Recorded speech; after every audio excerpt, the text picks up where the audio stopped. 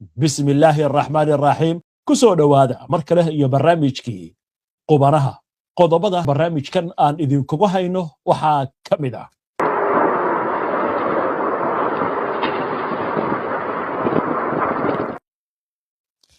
Israa'iil oo qiratay in la dilay dhakhtar kamid ah dhaqaatiirta ciidamada isla markaasna sarkaal sare lagu dhaawacay dagaaladii ugu dambeeyay ee ay la galeen Xisbullah Trump oo isna shaaciyay inuu xakameeyay Israa'iil isla markaasna aysan weerari doonin magaalada Beirut tani waxay ku soo aadaysaa iyadoo Iran digniin ku bixisay in haddii Israa'iil ay weerarto koonfurta Beirut ay beegsan doonto waqooyiga Israa'iil taliska ciidamada Qudus ee qaybta ka ciidamada ilaalada kacaanka Islaamiga ee Iran oo caawa ku hanjabay in xaaladda Hormuz oo kale ay ku soo rigi doonaan marinka Bab al-Mandab ciidanka Suudaan oo duqeymo ka fuliyay galbeedka Kordofan iyadoo RSF ay xoojisay dhaqdhaqaaqyadeeda military Masar oo xoojinaysa nidaamkeeda difaaca sheekada ugu dambaysa ee barnaamijkan idinkugu hayaana waxay ku aadan tahay baabuurba mise waa moos sheeka cajiib ah oo ku saabsan baabuurkan loo sameeyay sida qaabka mooska lacagta ku baxday xawaaraha u jari karo saacadii iyo waliba sheeka xiisa leh oo arrintan ku aadan ayaan qaybta dambe ee barnaamijka idinkugu faahfaahin doonaa waxaynu barnaamijka ku bilaabaynaa dagaalada Suudaan oo lagu soo in ciidamada dawladda horumar ay ka sameynayaan dagaalka ay kula jiraan kooxda RSF oo ay dagaalamayaan in ka badan 3 sano war gordhoweeta soo baxay ayaa sheegaya in ciidanka Suudaan maanta ay fuliyeen duqeymo xagga cirka oo lagu baagsaday gaadiid dagaal iyo baabuur ay leeyihiin ciidamada gurmadka degdega ee RSF oo ku sugnaa deegaanka Iyal Bakhit ee gobolka Kordofanta galbeed sida ay sheegeen ila xogogaala sida warbixinta ay u xaqiijinayaan warbaahinta ila gaar ah ayaa waxay sheegayaan in ciidamada sidoo kale ay weerareen goob ku taal gudaha magaalada Al-Nuhud xilli uu socday kulan ay ka qayb galayeen saraakiil ka tirsan kooxda RSF iyo qubaro lagu sheegay inay ka kala yimaadeen wadamada Colombia, Suuriya iyo Liibiya kuwaas oo la sheegay ay ku lug lahaayeen hawlgelinta diyaaradaha aan duuliyaha lahayn ee droniska maalinimadii shalay ee Axadda gobolka Kordofanta galbeed ayaa laga soo sheegay dhaqdhaqaaqyo military oo xoogan iyadoo RSF ay kooxad dagaal ka dirtay magaalada Al-Nuhud kuwaasi oo ku wajahnaa deegaanka Samima ee galbeedka ka xiga magaalada Al-Ubayd ee caasimadda Kordofanta waqooyi RSF ayaa sidoo kale sheegtay in ay u dirtay ku dhawaad 100 gaadiidka dagaalka deegaanka Hajar ee bariga magaalada Baraa halka 70 gaari oo kale loo diray Jidda Al-Khoy ee galbeedka Al-Ubayd warar la xaqiijiyay ayaa muujinaya in RSF ay qorsheynayso weerar kana magaalada Dilinji ee Kordofanta koonfureed iyadoo ciidamada lagu kala ururiyay deegaanada Kilik Jangaro Al-Khawarir iyo Bronno dhinaca kale ila wareed ku sugan Darfur ayaa waxay sheegayaan in RSF ay 4 kooxood oo military ku diyaarisay galbeedka magaalada Al-Fashir si ay weerar ugu qaadaan deegaanka Tina ee xadka Suudaan iyo Chad ku yaal halkaasi oo ay ku sugan yihiin ciidamada Suudaan xiisadan ayaa ku soo beegmaysa kadib markii dawladda Chad bishii February ay xirtay xadka ay la wadaagtay Suudaan iyadoo sabab uga dhigtay xadgudubyo soo noqnoqday oo ay geysteen dhinacyada ku dagaalamaya waddanka Suudaan waa hagaag warkaas wixii ku soo kordha waynu arki doonaa dalka deriska laha dalkaasi ee Masar aynu eegno Masar Israa'iil xitaa ayaa waxay ka qabtaa walwal aad u ballaaran xoojinta ay xoojinayso awoodeeda ciidanka iyo sidoo kale isballaarinta dhoolatusyo military ayay Masaaridu wadaan hadda waxa soo bandhigeen Masar nidaam difaac oo cusub masar ayaa waxaa la sheegayaa inay sii wado dadaalada ay ku horumarinayso awoodeeda dhanka difaaca iyo ku tiirsanaanshaha warshadaha gudaha iyadoo casriyeyn ku samaysay nidaamyadeeda militariga isla markaasna soo bandhigaysa qalab dagaal oo cusub oo loogu talagalay kor u qaadista waxtarka ciidamada qalabka sida iyo awoodooda ay kula tacaali karaan caqabadaha amniye ee isbedelaya. Tallaabadan ayaa qayb ka ah istiraatiijiyad dowladda Masar ku doonayso in ay ku kala duunto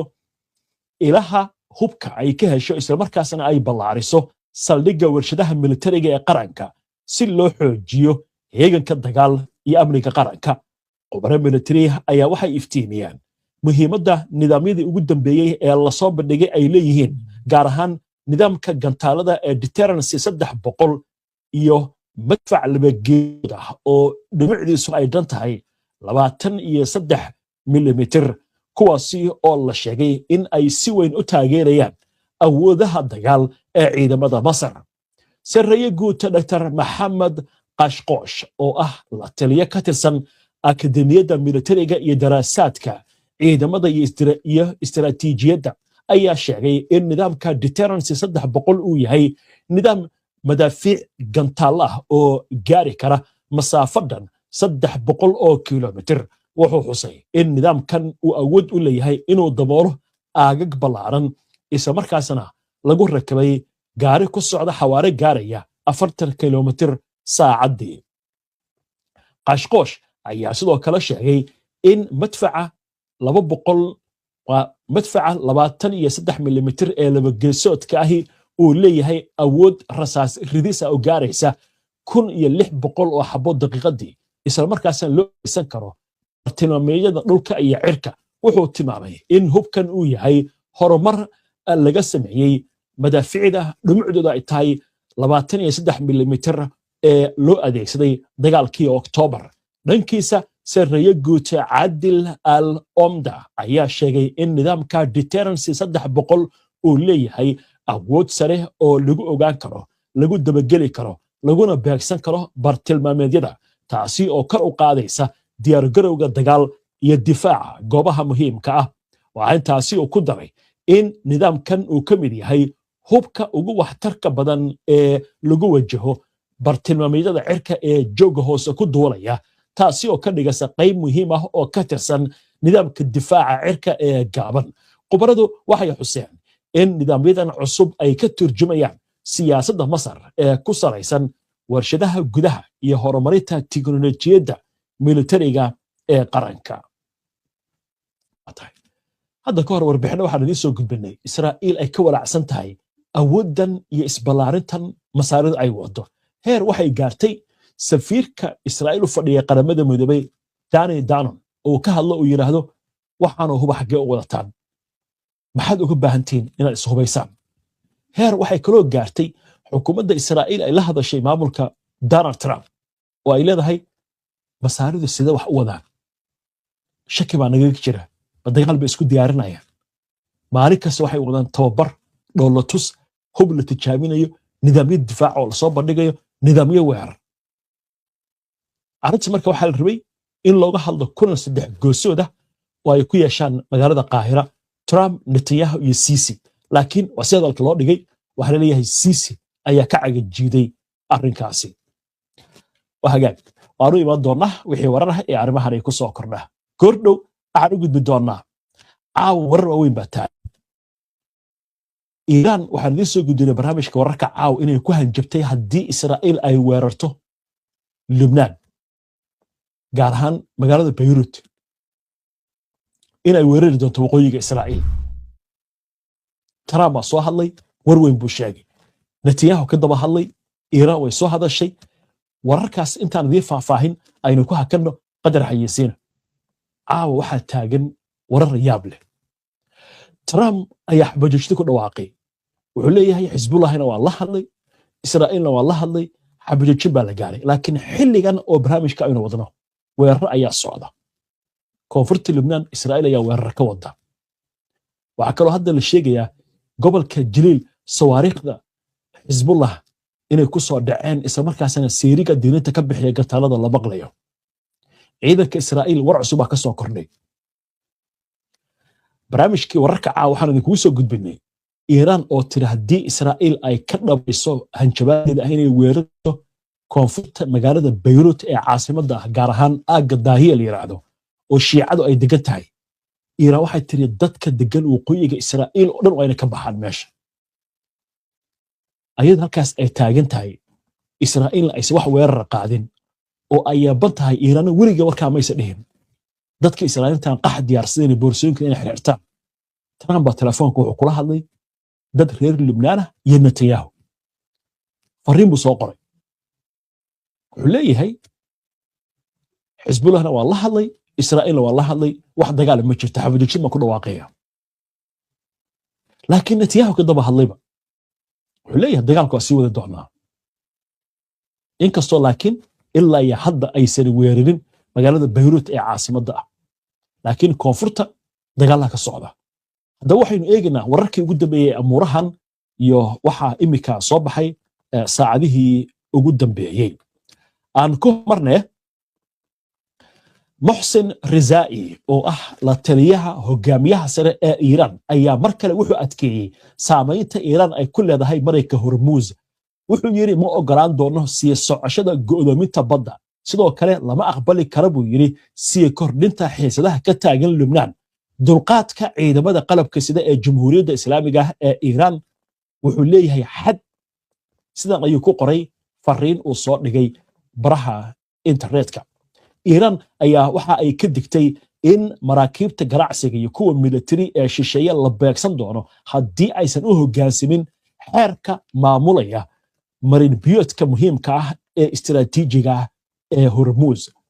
dhinaca kale xagga Mareykanka aynu eegnay madaxweynaha Mareykanka Donald Trump ayaa waxa uu sheegay in wadahadalada Iran ay ku socdaan xawaare sare hadalkan ayaa yimid kadib markii Iran ay ku dhawaaqday inay hakisay wadahadaladii ay kula jirtay Mareykanka sababo la xiriira kororka weerarada Israa'iil ee Lubnaan iyadoo Washington ku eedeysay mas'uuliyadda xiisadda Trump ayaa waxa uu sheegay inuu wadahadal wax ku ool ah la yeeshay ra'iisul wasaare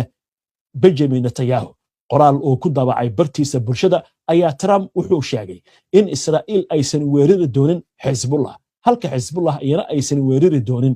Israa'iil wuxuu yiri waxaan wadahadal telefoonka kula yeeshay Xisbullah anigoo adeegsanaya wakiilla heer sare ah waxayna ogolaadeen xabajojin buuxda isagoo hadalkiisa sii wata Trump wuxuu sheegay in uu la hadlay sidoo kale Netanyahu wuxuuna yiri mudane Netanyahu wuxuu ii xaqiijiyay inuusan wax ciidan ah u diri doonin Beirut isla markaasna ciidamadii jidka ku jiray dib loo soo celin doono wakaaladda wararka ee Reuters ayaa waxay soo xigatay laba ilo wareed oo Israa'iiliya kuwaasi oo sheegaya in Israa'iil ay sugayso ogolaanshaha kaba dambaysta ah ee madaxweynaha Mareykanka howlgal kasta oo laga fulinayo xaafadaha koonfureed ee magaalada Beirut ee caasimadda ah tani waxay ku soo aadaysaa iyadoo goor sii horeysay oo maanta Israa'iil dignin ku bixisay inay weerari doonto xaafadaha koonfureed ee magaalada Beirut dignintaas ayaa waxa jeediyay Netanyahu iyo wasiirka gaashaandhigga laakiin taliyaha xarunta howlgallada military ee ciidanka Iran ee Qatimul Anbiya ayaa waxa uu sheegay in haddii Israa'iil ay weerarto Beirut markaa dadka Israa'iil ay tahay inay ka qaxaan gabi ahaanba waqooyiga Israa'iil isla wararka Iran taliyaha ciidanka Qudus ee ciidamada ilaalada kacaanka Islaamiga Ismaaciil Khani ayaa sheegay in weerarada Israa'iil ay ku hayso Lubnaan iyo Mareykanka Gaza ay sii xoojin doonaan go'aanka dhidabada iska caabinta ee ku aadan kicinta dagaalo jihooyin kala duwan waxa inta uu ku daray si socoshada kororka colaadda inay saameyn ku yeelan doonto isa socodka maraakiibta isagoo xusay in Mareykanka Baabalmandab uu la kulmi doono xaalad la mid ah midda Mareykanka Hormuz isla wararkan wasaaradda amuuraha dibadda ee waddanka Iran ayaa waxay sheegtay in jabinta xabajoojinta ee jiha kasta ay ka dhigan tahay jabin ka dhacda dhammaan jihooyinka wasaaraddu waxay sheegtay in Mareykanku si toos ah mas'uul uga noqon doono jabinta Israa'iil ay ku samaysay xabajoojinta Lubnaan waxay sidoo kale sheegtay waa sida bayaanka lagu yiri maamulka Sahyuuniyadda wuxuu jabiyay xabajoojinta isagoo ku xadgudbay midnimada dhuleed iyo madax banaanida qaran ee Lubnaan Iran ayaa waxay sheegtay inay marar badan ka digtay cawaaqibta halista ah ee ka dhalan karta jebinta rasaas joojinta isla markaasna si adag ay u difaaci doonto xuquuqdeeda iyo danaheeda inkastoo Trump uu ku andacoonayo in Xisbullah iyo Israa'iil ay joojiyeen dagaalka qorada kale ay ku hayso haddana ururka Xisbullah ayaa war u soo saaray gordhaweyto waxa uu ku sheegay in diyaarad aan duuliye lahayn ay ku beegsadeen guri ay ku sugnaayeen askar Israa'iili ah oo ku yaala duleedka bari ee magaalada Yahmar al-Shaqif ee koonfurta Lubnaan waxa sidoo kale ay sheegtay Xisbullah in madaafiic ay ku garaaceen goob ay iskugu soo urureen ciidamada Israa'iil dhinaca kale warbaahinta Israa'iil ayaa waxay xaqiijisay in dhakhtar military oo Israa'iili ah lagu dilay dagaalada ka socda koonfurta Lubnaan halka taliyihii guutada Shaqif isna ku dhaawacmay isla dagaalkaas war kale oo hadda soo dhacay hay'adda warbaahinta Israa'iil ayaa waxay soo xigtay ila sheegaya inay socdaan xiriiro xooggan oo u dhaxeeya Israa'iil iyo Mareykanka si looga hortago burburka wadahadalada Israa'iil iyo Lubnaan ee la qorsheeyay in maalinta bariya Washington ay ka dhacaan dhinaca kale wargeyska Maarif ee ka soo baxa Israa'iil ayaa waxa soo xigtay ila sheegaya Israa'iil inay ka taagan tahay cabsi ku saabsan in la hakiyo weerar lagu qaado caasimadda Lubnaan ee Beirut kadib markii wadahadal qadka telefoonka ay ku yeesheen Netanyahu iyo Donald Trump telefishinka Kanal 12 ee Israa'iil laga leeyahay ayaa waxa uu sheegayaa in wadahadalka labada nin uu socday muddo hal saac laakiin wasiirka amniga qaranka Israa'iil Itamar Ben-Gvir ayaa wuxuu si adag u dhaliilay ku dhawaaqista madaxweynaha Mareykanka Donald Trump ku dhawaaqay hakinta duqeymaha Israa'iil ay qorsheysay inay ku qaado deegaano ka tirsan xaafadaha koonfureed ee magaalada Beirut ee caasimadda Lubnaan Ben-Gvir ayaa waxa uu sheegay in la gaaray waqtigii la oran lahaa maya Trump isagoo intaa ku daraya waxa la joogaa waqtigii la sameyn lahaa waxa loo baahan yahay in la sameeyo oo ah in dharbaxa lagu dhufto Xisbullah waa madaxweynihii Mareykanka u jawaabaya wasiir oo wuxuu leeyahay waa inaan rahnaa buu yiri maya madaxweynaha Mareykanka wasiir Israa'iili u jawaabaya Trump markuu fariintii soo qoray wasiirkan baa hadlay haddana Netanyahu hadlay aanu eegno markaa Netanyahu wuxuu leeyahay ra'iisul wasaaraha Israa'iil Benjamin Netanyahu ayaa waxa uu sheegay inay wadi doonaan dagaalka isla markaasna ay weerari doonaan magaalada Beirut haddii Xisbullah aysan joojin dagaalka ay wado wuxuu yiri waxaan u sheegay Trump haddii Xisbullah ay joojiso dagaalka ay ku hayso magaalooyinkayaga iyo shacabkayaga inaguna markaa inaan weerari doono magaalada Beirut go'aankayagu waa mid cad in la weeraraa Beirut waxay ku xiran tahay oo kaliya haddii Xisbullah dagaalka aysan joojin waxaana markaas uu sheegay inay sidoo kale sii wadi doonaan hawlgallada ay ka wadaan koonfurta Lubnaan shabakadda Axios ee laga leeyahay Mareykanka ayaa waxay ka soo xigatay ila wareeriye Mareykan ah oo sheegaya in madaxweynaha Mareykanka Donald Trump uu u arko hanjabaadda Trump raalli ahada waa hanjabaadda Netanyahu ee ah in la weerarayo magaalada Beirut in ay dhaaftay xadkii dhinaca shabakadda warar ayaa waxay ka soo xigatay sarkaal Israa'iili ah oo sheegaya in duqeyntii la qorsheeyay lagu qaado Beirut weli aan la fulin war kale oo hadda soo dhacay ciidanka ilaalada kacaanka Islaamiga ee Iran ayaa waxa hadda ku dhawaaqeen in ay weerareen markab sida ay sheegeen ay leeyihiin Israa'iil iyo Mareykanka waxaana ay sheegeen inay ku weerareen gantaal nooca cruise-ka markabkan ayaa waxa la sheegay in lagu magacaabo Sariska isagoo lagu soo waramayo in markaa looga jawaabayo weerarkii Mareykanka oo ku qaaday doon raalli ahada waa markab Iran ay leedahay oo ku sugnaa badda Oman xaaladda marka jaaba ka jira hal arrin laakiin dhaqan gashay Israa'iil inay soo weerarin ilaa iyo hadda magaalada Beirut waa dhici kartaa intaynu barnaamijka ku jirnay in war u soo dhaco ama markaynu ka baxno suurtagal ay tahay duqeynta inay dhacdo ama aysan dhicinba laakiin ta kale warka waa soo horjeeda Trump wuxuu yiri Xisbullah baan la hadlay anoo dad u maraya waxaana ku iri joojiye dagaalka Israa'iil way joojinaysaa Trump wuxuu kale leeyahay ciidanka Israa'iil oo kolayo ku ahaa oo ku sii socda magaalada Beirut baa la hadlay Beirut miyaa dhow laakiin ma dhowa 4 bil ayay ku qaadatay ciidanka Israa'iil inay maraan 3 kilomitir oo kaliya 4 bilood بيروت marka xagee jirtaaba بيروت ma la gaari karo waxay u baahan tahay ciidamo aad u fara badan iyo dagaal socda bilooyin oo la isku riiqmo xisbullahna meelahaas waxa u diyaarsanba ciidamo aad u fara badan marka nin qabiil hadaayta ka hadlay wuxuu yiri Israa'iil 3 kiiloomitir baa ku qaadatay buu yiri 4 bilood ma suurtagali karto ku leeyahay marka inay magaalada Beirut tirada waxaan ku tageynaa lug waa duqeyn kartaa buu ku leeyahay oo diyaaradaha dagaalka adeegsan kartaa laakiin lug baan ku galeynaa Beirut arrinkaas wuxuu arrin soconaya ma laakiin waxa lagu wareersan yahay madaxweynihii Mareykanka oo xabajoojin ku dhawaaqay iyo natiijahaasna ka daba hadlay oo leh anay hawshadana wadanaynaa dagaalkan marka wax kasta dhici kara suurtagal waxa ah haddii Israa'iil ay weerarto koonfurta Lebanon Iran inay gantaalo soo farqado ama soo horgufto dagaalku taas ku qorxa marka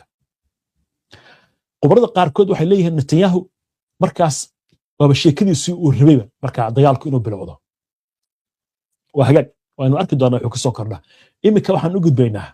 sheekada ugu dambeysay ee barnaamijka aynu ku soo gabagabayn jirnay alaab waxaynu ku soo qaadanaa sheeko ka duwan sheekooyinka barnaamijka aad ku soo daawateen waxaan idin haynaa sheekada ku saabsan ma baabuur ba mise waa moos haddaba gaari weeye waad arkaysaan shufeer ama darawalkii baa saaran taayiradii buu leeyahay markii buu leeyahay haadadkii buu leeyahay dhammaan waxa kasta oo gaari laga rabo haddaba nin lagu magacaabo Steve Braithwaite oo degan gobolka Michigan ee waddanka Mareykanka laakiin asalkiisu ka soo jeedo waddanka Ingiriiska ayaa rikoor caalami ah dhigay kadib markii uu sameeyay baabuur qaabka mooska u eg kaas oo noqday baa leeyahay baabuurka mooska ee gaarka loo sameeyay uguna dheer dunida baabuurkan gebi ahaanba gacanta ayaa lagu farsameeyay dhirirkiisu wuxuu gaarayaa 22 taako iyo sidoo kale 10 inji waxaa lagu soo bandhigay wadooyinka magaalada New York si loogu dabaaldego daahfurka buugga waxyaabaha cajiibka lagu kaydiyo ee sanadka 2026 Steve oo 65 sano jira ayaa dhowrkii sano ee la soo dhaafay wuxuu ku safrayay waqooyiga Ameerika isagoo wata baabuurkan gaarka ah ee qaada 4 qof wuxuu booqday magaalooyin badan isagoo maray 42 gobol oo ka mid ah waddanka Mareykanka sidoo kalena wuxuu gaaray Canada iyo Mexico baabuurkan ayaa si rasmi ah waxa loo sheegay in xawaarihiisu uu gaari karo 136 kiiloomitir saacadii dhismihiisa ayaa waxa uu qaatay muddo 2 sano iyo bar waxaana ku baxday lacag gaaraysa $25,000 Steve ayaa waxa uu sheegay in dhaqaalaha safarka uu ka helo iyo dadka uu qaado uu iskaga bixiyay qarashkii gaarigan uu geliyay wuxuu yiri dadka markay doonayaan gaarigan inay raacaan iyaga wuxuu lacagta isdiinaya ajiib baad meeshaan eeg ma moosba mise waa gaari yani wax walba caan baa laga raadinaya adduunkan adduunyadan wax walba caan baa laga raadinaya laakiin caanku waa inuu yeeshaa xad haddii xirfadda dhigaysi oo gaarigan kala soo bandhigaysa waa loo baahan yahay laakiin caanka waxaa daran dhaqanka iyo asluubta iyo akhlaaqiyadka diiniga ka saaraya aad baad u mahadsantihiin inta ayaan kusoo gabagabeynayaa barnaamijkii aana ku mahadsantihiin daawashada barnaamijkan si aad ula socoto wararka barnaamijyada iyo macluumaadka aynu halkan ka soo gudbino haddii aad ku cusub tahay baraheena bulshada ama horay aadan uga xirnayn hadda ku soo biir waa inoo barnaamijka xiga insha Allah inta ka horeysa salaamullaahi calaykum waraxmatullaahi wabarakaatuh